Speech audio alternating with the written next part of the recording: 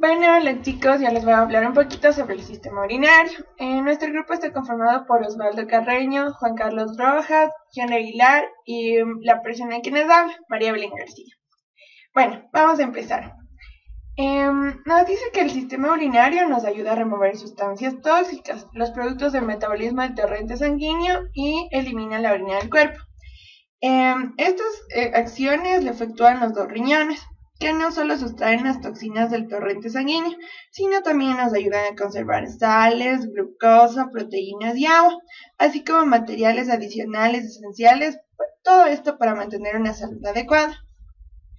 Por estas funciones de eliminación y conservación, los riñones también nos ayudan a regular nuestra presión arterial, la hemodinamia y el equilibrio ácido básico del cuerpo. Nos dice que la orina se libera de los riñones a los dos uréteres, de los cuales pasa un órgano de depósito que es la vejiga urinaria. Durante la micción, esta última se vacía a través de la uretra, que expulsa la orina del cuerpo. Los riñones también tienen una función endocrina porque producen renina, eritropoyetina y prostaglandinas, entre otras. Y algo muy importante, que convierten un precursor circulante de vitamina D en vitamina activa. Bueno, ahora vamos a hablar sobre el riñón. El riñón tiene una región cóncava conocida como ilio, donde el uréter, la vena y las arterias renales y los vasos linfáticos perforan el riñón. Nos dice que cada riñón mide alrededor de 11 centímetros de largo, 4 a 5 centímetros de ancho y 2 a 3 centímetros de grueso. El riñón, que está incluido en la grasa perirenal, se sitúa con su borde convexo hacia la parte externa y su ilio cóncavo va a la línea media. Ya. Debido a la posición del hígado del riñón derecho, el riñón derecho es alrededor de 1 a 2 centímetros más bajo que el izquierdo. El riñón se divide en una corteza externa y una médula interna. También nos dice que la región cortical se ve de color pardo oscuro y granulosa, en tanto que la médula contiene de 6 a 12 regiones estriadas discretas, pálidas en forma de pirámide, que se hacen llamar las pirámides renales. La base de cada pirámide está orientada a la corteza y constituye el borde córtico-medular, en tanto que su vértice, que se denomina papila renal, señala el ilio y está perforado por alrededor de 20 conductos de Bellini. Esta región es semejante a un tamiz y se conoce como área cribosa. Bueno, vamos a pasar a una región denominada túbulo urinífero. Este túbulo urinífero es la unidad funcional del riñón y está compuesto por una nefrona y un túbulo colector. Tiene una estructura muy contorneada que modifica el líquido que pasa a través de ella para formar la orina como su producto final.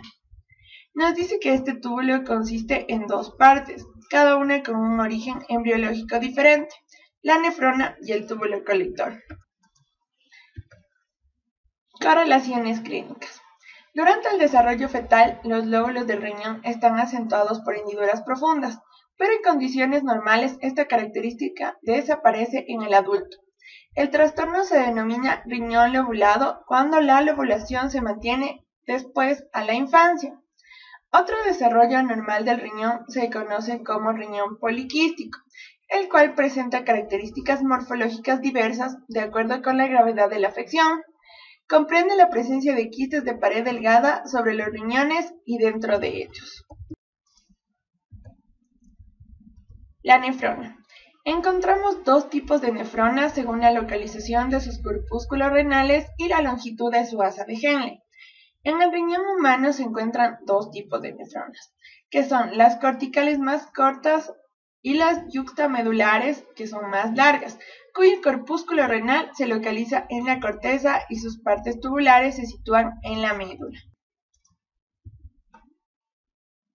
Las localizaciones específicas de los dos tipos de nefrona, la composición celular de sus diversas regiones y los alineamientos específicos de estas en registro unos con otros nos permiten subdividir a la médula en una zona externa y una interna. La zona externa de la médula se subdivide además en una banda externa e interna. Ahora vamos a hablar sobre el corpúsculo renal. Este es una estructura oval, redonda de unos 200 a 250 milímetros de diámetro. Se compone de una madeja de capilares. El glomérulo que se imagina en la cápsula de Bowman, el extremo proximal dilatado de la nefrona, es similar a una bolsa. El glomérulo nos dice que esto está formado por varias madejas de capilares anastomosados que provienen de ramas de la arteriola glomerular aferente y se compone de capilares fenestrados regados por la arteria glomerular aferente y drenados por la glomerular eferente. El componente de tejido conectivo de la arteriola aferente no penetra en la cápsula de Bowman y las células normales del tejido conectivo son sustituidas por un tipo de célula especializada que se denomina células mesangiales. Nos dice que estas células mesangiales tienen dos grupos: las mesangiales extraglomerulares localizadas en el polo vascular y las células mesangiales intraglomerulares que son similares a los pericitos y se sitúan dentro del corpúsculo renal. La cápsula de Bowman presenta una capa visceral. Esta capa visceral está compuesta por células epiteliales modificadas que se conocen como podocitos. Túbulo proximal. Nos dice que el túbulo proximal presenta dos regiones: el túbulo contorneado proximal y la parte recta de este. El espacio de Bowman drena al túbulo proximal en el polo urinario. En esta región de unión, llamada en ocasiones cuello del túbulo proximal, que nos dice que en los humanos es casi insignificante. El epitelio escamoso simple de la capa parietal de la cápsula de Bowman se une con el epitelio cuboideo simple del túbulo. El túbulo proximal, que constituye gran parte de la corteza renal, tiene alrededor de 60 micras de diámetro y unos 14 milímetros de largo. El túbulo consiste en una región muy tortuosa, la parte contorneada o túbulo contorneado proximal, que se localiza cerca de los corpúsculos renales, y una porción más recta. Esta parte recta es el extremo descendente grueso del asa de Henle, que desciende en los rayos medulares, dentro de la corteza y después en la médula, para continuarse con el asa de Henle en la unión de las bandas externa e interna. La parte recta del túbulo proximal continúa como el extremo delgado del asa de Henle. Este túbulo es delgado. Ahora vamos a hablar sobre el túbulo distal. El túbulo distal tiene un diámetro total de 15 a 20 micras. Está compuesto por células epiteliales escamosas con una altura promedio de 1.5 a 2 micras. La longitud de los segmentos delgados varía con la localización de la nefrona. También nos dice que este túbulo distal presenta tres regiones. La parte recta, que es el extremo grueso descendente del asa de Henle, que es una mácula densa y contorneada, el túbulo contorneado distal. El túbulo distal tiene tres regiones: la parte recta, que es el extremo grueso ascendente del asa de Henle, y una mácula densa, y la parte contorneada, que es el túbulo contorneado distal. El túbulo distal se subdivide en parte recta, que como a continuación del extremo delgado ascendente del asa de Henle, también se conoce como el extremo grueso ascendente del asa de Henle, y parte contorneada o túbulo contorneado. Extremos delgados del asa de Henle. El asa de Henle consta de tres porciones: el extremo delgado descendente, el asa de Henle y el extremo delgado ascendente. La región del asa que se continúa con la parte recta del túbulo proximal es del extremo delgado descendente, mientras que la curvatura en forma de horquilla es del asa de Henle. La región que une esto con el túbulo distal es del extremo delgado ascendente. La extremidad descendente es muy permeable al agua por los canales de aquaporina 1, que es moderada a la urea y a los iones, mientras que el extremo delgado ascendente solo es permeable moderadamente al agua.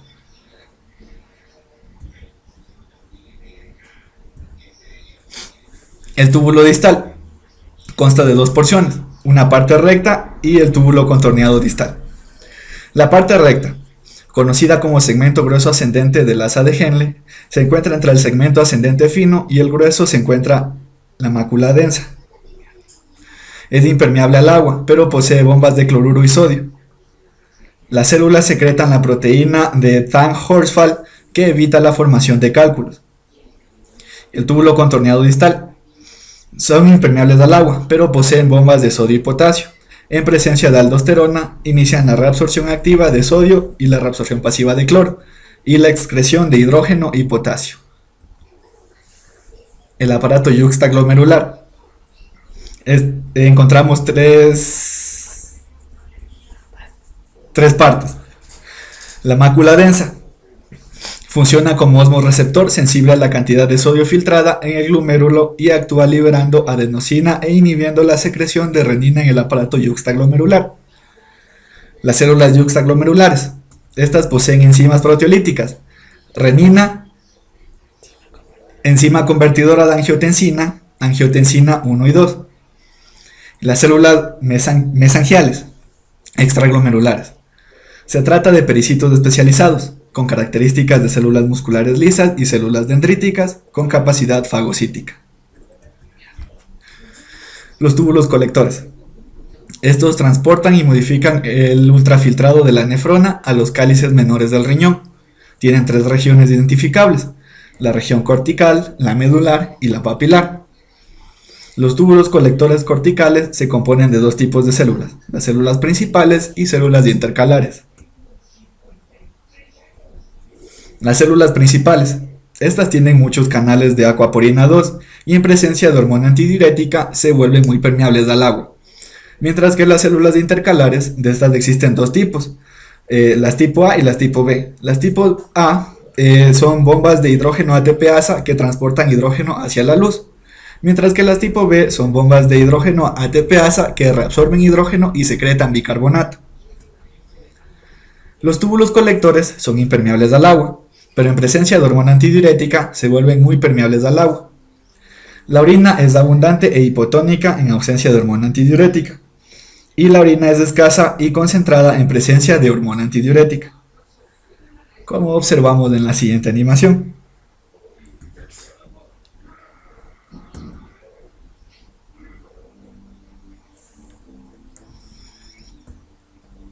Gracias por su atención.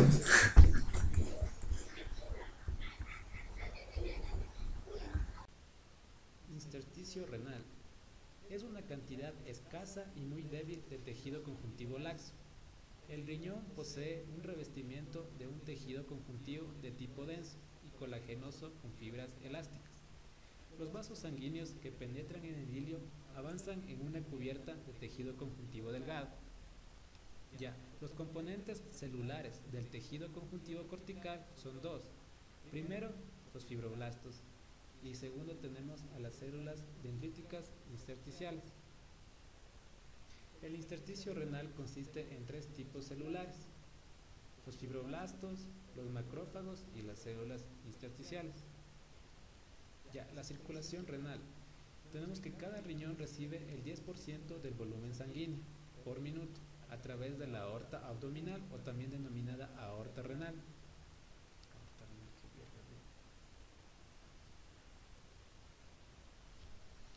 Circulación renal. Cada riñón recibe el 10% del volumen sanguíneo por minuto a través de la aorta abdominal o también denominada arteria renal. En consecuencia, se presume que el riñón está subdividido en segmentos vasculares y cada segmento recubre su riego de una arteria específica. Ya, aquí podemos observar lo que es el gráfico de lo que es la circulación renal. Ya, las primeras subdivisiones de las arterias segmentarias se van a llamar lo que son arterias lobulares. Estas van a su vez a formar lo que son las arterias interlobulares, que van a ser tres. En este sitio, estas arterias se forman en diversos vasos. Estas arterias se conocen como arterias arqueadas porque describen un arco discreto sobre la base de la pirámide renal.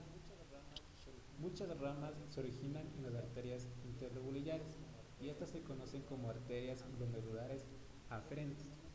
Además tenemos que cada glomérulo se somete al drenaje de otra arteriola, la arteriola glomerular eferente.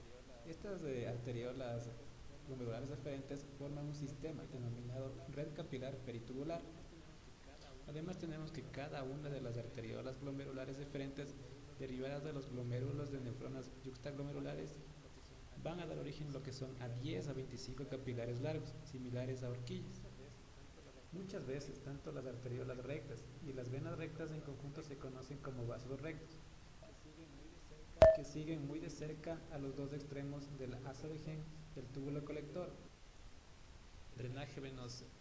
Las venas arqueadas reciben la sangre de la corteza a través de las venas, tanto las estrelladas y las venas interlobulares, y la médula mediante lo que son las venas rectas. La sangre cortical se reúne en un sistema de venas subcapsulares llamadas venas estelares, y estas venas estelares reciben la sangre de lo que son las porciones terminales de las arteriolas glomerulares eferentes. La circulación linfática del riñón. Se cree que la mayor parte de los vasos linfáticos sigue a las arterias más grandes. La circulación linfática del riñón puede subdividirse en superficial y profunda, de las cuales estas van a estar localizadas en la región subcapsular y la médula. Inervación renal. Tenemos que casi todas las fibras nerviosas que llegan al riñón son simpáticas, no mielinizadas, y crean el plexo renal que sigue a lo largo de la arteria renal. Además, las fibras simpáticas llegan al epitelio de los túbulos renales, las células yuxtaglomerulares e intersticiales y la cápsula del riñón. También se describen fibras tanto sensoriales y parasimpáticas, y estas fibras se distribuyen a través de lo que son las ramas del árbol arterial renal, y estos vasos están sometidos a la modulación de otras fibras. Funciones generales del riñón. Primero tenemos la excreción y la regulación de la composición y el volumen de los líquidos corporales. Segundo, el equilibrio ácido-básico. Además, regulan la presión sanguínea. Tenemos que también excretan productos terminales detoxificados y secretan sustancias como eritropoyetina, renina, etc. Mecanismos de formación de orina. Tenemos que los riñones reciben alrededor de la quinta parte del volumen total de sangre, que son alrededor de 1220 mililitros por minuto, y elaboran cerca de 1 a 2 mililitros de orina por minuto. En consecuencia, cada día se forman alrededor de 180 litros del filtrado glomerular, y de los que queda solo el 1.5 a 2 litros que se excretan por la orina. Filtración en el corpúsculo renal. El líquido que penetra en el espacio de goma se denomina ultrafiltrado, o también denominado glomerular. Las tres partes de la barrera de filtración son la célula endotelial, la lámina basal, la hendidura, que básicamente impiden la salida del material celular, y las macromoléculas grandes del glomérulo. Reabsorción en el túbulo proximal. En condiciones normales se reabsorben en el túbulo proximal 100% de proteínas, glucosa, aminoácidos y creatinina, y casi 100% de iones bicarbonato, y 67 al 80% de iones sodio y cloruro, igualmente desde el 67 al 80% de agua. Reabsorción en el túbulo proximal. En condiciones normales se reabsorben en el túbulo proximal el 100% de proteínas, glucosa, aminoácidos y creatinina, y casi el 100% de iones bicarbonato, y del 67 al 80% de iones sodio y cloruro, y de igual manera el 67 al 80% de agua. Reabsorción en el túbulo proximal. Los túbulos proximales del riñón conservan cada día lo que son 140 gramos de glucosa, 430 gramos de sodio, 500 gramos de cloruro, 300 gramos de bicarbonato, 18 gramos de iones potasio, 54 gramos de proteínas y 142 litros aproximadamente de agua. Asa de Henle y un sistema multiplicador de contracorriente. Las asas de Henle largas de las nefronas yuxtaglomerulares ayudan a crear y conservar este gradiente osmótico mediante un sistema multiplicador de contracorriente.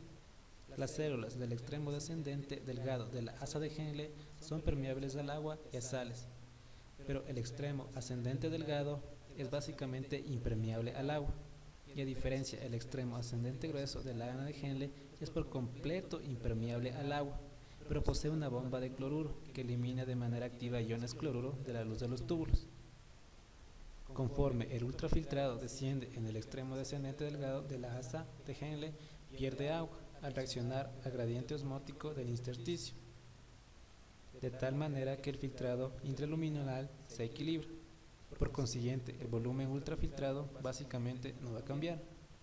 Esto quiere decir que el volumen es el mismo cuando el ultrafiltrado sale del extremo grueso ascendente respecto de cuanto entra a él, pero la osmolaridad del ultrafiltrado dentro del túbulo se ajusta a la osmolaridad del intersticio. Como el agua no puede salir de la luz, el ultrafiltrado se torna hipotónico, pero su volumen permanece constante a medida que asciende a la corteza en el extremo grueso ascendente.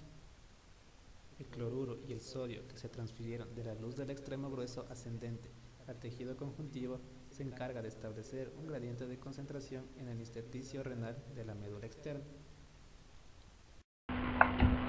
Vigilancia del filtrado en el aparato yuxtaglomerular. Es probable que las células de la mácula densa vigilen el volumen del filtrado y la concentración de sodio. Si la concentración de sodio es inferior al umbral específico, las células de la mácula densa hacen lo siguiente: provocan la dilatación de arteriolas glomerulares aferentes e inducen a las células yuxtaglomerulares a liberar renina a la circulación. La renina convierte el angiotensinógeno en angiotensina 1, un vasoconstrictor ligero. La enzima convertidora de angiotensina convierte la angiotensina 1 en angiotensina 2. La angiotensina 2, como vasoconstrictor potente, reduce el diámetro luminal de los vasos sanguíneos y las arteriolas glomerulares eferentes, lo que incrementa la presión dentro del glomérulo, lo que produce un mayor filtrado glomerular y el aumento en el volumen de sangre. La angiotensina 2 también influye en la corteza suprarrenal para que libere aldosterona, una hormona que actúa sobre los túbulos contorneados distales para incrementar la resorción de iones sodio y cloruro. Pérdida de agua y urea del filtrado de los túbulos colectores. El filtrado que sale del túbulo contorneado distal para entrar en el túbulo colector es hipotónico. El túbulo colector también se somete a los mismos gradientes osmóticos que los extremos ascendente y descendente del asa de Henle, medida que pasa a través de la médula para llegar al área cribosa. En ausencia de ADH, las células del túbulo colector y en menor grado las del túbulo contorneado distal son por completo impermeables al agua. Por consiguiente, el filtrado o la orina no se modifican en el túbulo colector y la segunda permanece diluida, es decir, hipotónica. El filtrado se somete a los gradientes de presión osmótica establecidos por las asas de Henle. Por tanto, la orina se concentra y se convierte en hipertónica en presencia de ADH. Se cree que la acción de la hormona antidiurética depende de los receptores V2. Una vez que la ADH se une a un receptor V2, ocurre lo siguiente. Se activan las proteínas G. La ciclasa del unidelato genera AMPC cíclico. El agua de la luz del túbulo colector logra introducirse en la célula y el agua sale de la célula a través de los canales de acuaporina 3 y acuaporina 4 para ingresar al intersticio renal. La diabetes insípida nefrógena se presenta en lactantes masculinos y se debe a una malformación del receptor V2 y se manifiesta con una orina diluida, fiebre, vómito, hipernatremia y deshidratación extrema. Algunas ya hablo sin coherencia.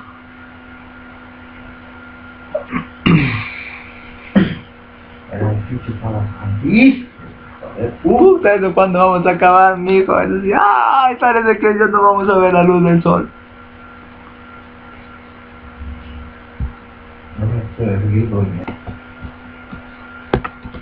Vasos rectos y el sistema de intercambio de contracorriente.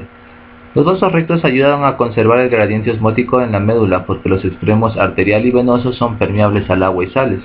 Este mecanismo osmóticos permanezca sin alterarse, porque la osmolaridad de la sangre en los vasos está más o menos equilibrada con la del intersticio. Este sistema de intercambio da lugar a que se reabsorban sal y agua, que regresen otra vez al cuerpo, por el gradiente de concentración en la médula renal. Los conductos excretores. Estos consisten en cálices menores y mayores, la pelvis del riñón, el uréter, la vejiga urinaria y la uretra única. Los cálices. La papila renal de cada pirámide se encaja dentro de un cáliz menor, una cámara en forma de embudo que recibe la orina que sale de los conductos de Bellini en el área cribosa.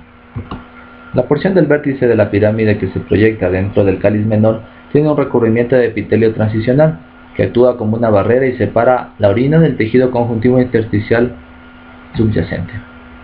En un plano profundo a la lámina propia se reconoce una capa muscular delgada que se compone por completo de músculo liso. Esta capa impulsa a la orina a un cáliz mayor, una de las 3 o 4 cámaras más grandes en forma de embudo, cada una de las cuales reúne a la orina de 2 o 4 cálices menores. Uréter. Cada uréter mide cerca de 25 a 30 centímetros de largo y 4 milímetros de ancho. Son túbulos huecos que perforan la base de la vejiga y se constituyen con lo siguiente: una mucosa que reviste la luz, una capa muscular, un recubrimiento de tejido conjuntivo fibroso. Ahora hablaremos de cada una de las 3 que componen el uréter.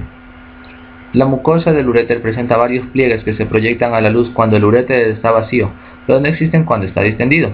El epitelio transicional epitelial, de 3 a 5 capas celulares de grosor, está compuesto. Recubre una capa de tejido conjuntivo denso irregular y fibroelástico, que constituye la lámina propia.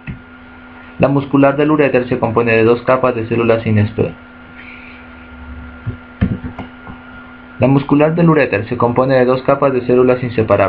La disposición de las capas es opuesta a la que se encuentra en el tubo digestivo. Por consiguiente, la orientación de las fibras musculares en el tercio inferior del uréter es longitudinal externa, circular media y longitudinal interna. La capa externa fibrosa del uréter no es notable. En sus extremos proximal y distal se difunden la cápsula del riñón y el tejido conjuntivo de la vejiga respectivamente. La orina desciende por el uréter por la contracción muscular de la pared uretral, mas no por la gravedad como se tenía pensado antes. La vejiga urinaria es un órgano que almacena orina hasta la presión. Hasta que la presión es suficiente para inducir la urgencia de orinar o micción. Su mucosa actúa también como una barrera osmótica entre la orina y la lámina propia. La acomodación de la forma de las células ocurre por una característica única del plasmalema de las células epitelial transicional, las placas entremezcladas con células normales de la membrana, las regiones interplacas. Al parecer, las placas son impermeables al agua y las sales. Por tanto, estas células actúan como barreras osmóticas entre la orina y la lámina propia subyacente. La región triangular de la vejiga, cuyos vértices son los orificios de los 2 uréteres y las uretras, se conoce como trígono. La lámina propia de la vejiga puede subdividirse en 2 capas, una más superficial, de tejido conjuntivo denso, irregular y colagenoso, y una más profunda, más laxa, de tejido conjuntivo compuesta por una combinación de fibras de colágeno y elástica. La lámina propia no posee glándulas, excepto en la región que rodea el orificio uretral, donde pueden encontrarse glándulas de moco. La capa muscular de la vejiga se compone de 3 capas entrelazadas de músculo liso: la capa longitudinal interna delgada, capa circular media gruesa que forma el esfínter interno muscular que rodea el orificio interno de la uretra, y la capa longitudinal externa delgada. En el siguiente gráfico podemos observar una vejiga relajada, con los pliegues mucosos que se pueden distinguir fácilmente, el trígono vesical, los uréteres y el comienzo de la uretra. La uretra comunica con el exterior a la vejiga y permite la eliminación de la orina del cuerpo. La uretra en el varón es más larga y tiene una función adicional que actúa como vía para la salida del semen.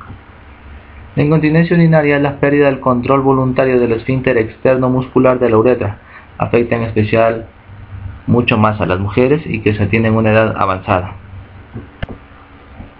Como ya dijimos, la uretra femenina es mucho más corta, mide cerca de 4 a 5 centímetros de largo y de 5 a 6 milímetros de diámetro. En condiciones normales, la luz está colapsada, excepto durante la micción. Está cubierta por epitelio transicional cerca de la vejiga y por epitelio escamoso estratificado no queratinizado en la totalidad de su longitud restante. En toda la longitud de la uretra se encuentran múltiples glándulas de Litre que secretan un moco claro. En el sitio en que la uretra penetra el perineo, diafragma urogenital, la rodea un esfínter de músculo esquelético que permite el control voluntario de la micción. La uretra masculina mide de 15 a 20 centímetros de largo y sus 3 regiones se denominan de acuerdo a las estructuras por donde pasa. La uretra prostática, que es la más pequeña, que tiene de 3 a 4 centímetros de largo, se encuentra en la glándula próstata y en ella desembocan los múltiples conductos pequeños de la próstata, el utrículo prostático y los 2 conductos eyaculadores. La uretra membranosa, que solo tiene de 1 a 2 centímetros de largo y se denomina así porque pasa a través de la membrana perineal. Y la uretra esponjosa o uretra peniana es la porción más larga de 15 centímetros de largo. Sigue toda la longitud del pene y termina en la punta del glande como un orificio uretral externo. Este segmento se denomina así porque se llama la uretra esponjosa o uretra peniana. Es la porción más larga, mide cerca de 15 centímetros de largo o más. Sigue toda la longitud del pene y termina en la punta del glande como orificio uretral externo. Este segmento se denomina así porque se halla en el cuerpo esponjoso, y la porción terminal alargada de la uretra en el glande del pene, es decir, la fosa navicular, posee un revestimiento de tejido escamoso estratificado no queratinizado. En este gráfico podemos ver las tres regiones de la uretra prostática, en medio de la próstata, la uretra membranosa y la uretra cavernosa o esponjosa, que ya lo dijimos.